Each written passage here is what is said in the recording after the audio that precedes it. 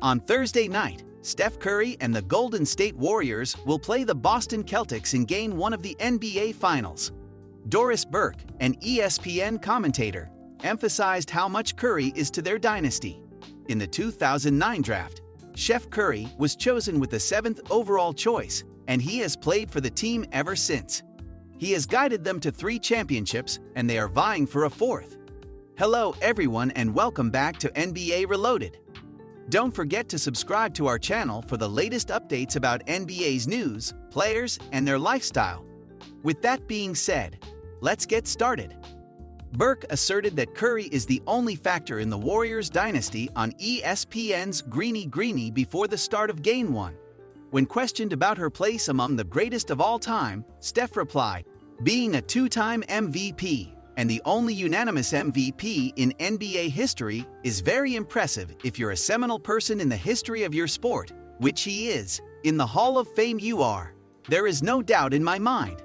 There are many qualities about Steph Curry that I appreciate, but if you speak to anyone in the Golden State organization, they will tell you that he is a superstar of the highest kind. His basketball skills have been the only factor in building this dynasty. So what are the main aspects of their success? And are they going to retain this in future seasons too? And what about other teams? There is no doubt about who the NBA Finals MVP was because to the Kevin Durant victories. Kevin Durant was there. But Stephen Curry and his actions are the foundation of the system. He never, however, keeps his company hostage. Steph has a humility that, in my opinion, penetrates the entire company. Because he stands out among the group of excellent defenders, Steph Curry is the player that Boston will continue to pursue on the defensive end tonight. He competes on that end along with Jordan Poole. He physically alters his body to be able to hold up, which may not be a strength, but there was a sense of pride in him. The Warriors will make their 8th appearance in the NBA Finals in the 21st century when they do so in 2022. They began their remarkable run in 2015 and have appeared in the finals each time they have taken part in the playoffs. Despite losing 2 of their previous 5 games, they have undoubtedly been the most effective team.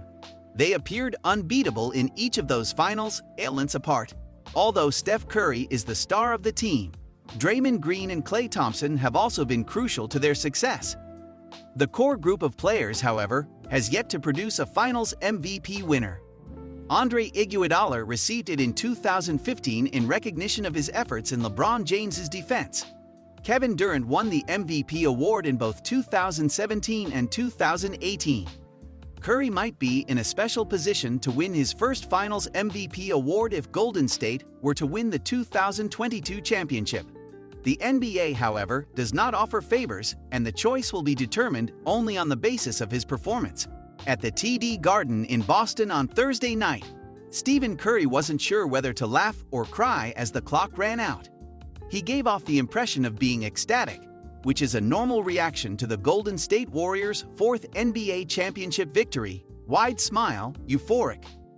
Curry, however, collapsed to the ground in an instant with 2 seconds left in the 2022 NBA Finals. He wailed while cradling himself, bending his knees to his elbows and lowering his head. After going 0 for 9 in Game 5, Draymond Green predicted that Stephen Curry would be furious when he took the court in Boston for Game 6 on Thursday. Curry did indeed become furious.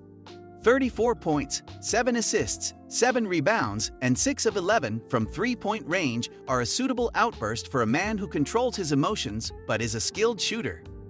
Teammates, rivals, photographers, and family flocked to the court as the buzzer sounded. Curry stood up, put his hands on his head, then lowered them as the tears streamed down his face. With a 103-90 victory over the Boston Celtics in Game 6, the Warriors re-established their dynasty, but Golden State had not started a season since Curry's first championship in 2015. After a brief respite, Thompson, Jordan Poole, Damian Lee, and newcomers Moses Moody and Jonathan Kuminga surrounded Curry, who was 12 years old when Curry won his first ring. Curry was rescued from the crowd by Andre Iguodala, who then marched over to him from center court and gave him the game ball. Iguodala embraced his close friend, one of only 3 current teammates to have played with Curry on each of the Warriors' championship teams. The Warriors' incredible postseason run which rescued a dynasty, was molded by the following 7 events, from the first round to the last buzzer in Boston. Curry missed the final month of the regular season due to a sprained ligament and bone bruise in his left foot, but he was given the all-clear to play in the Warriors' playoff run in April. However, he would only be allowed to play 20 to 25 minutes in Game 1 of Golden State's first-round series against the Denver Nuggets.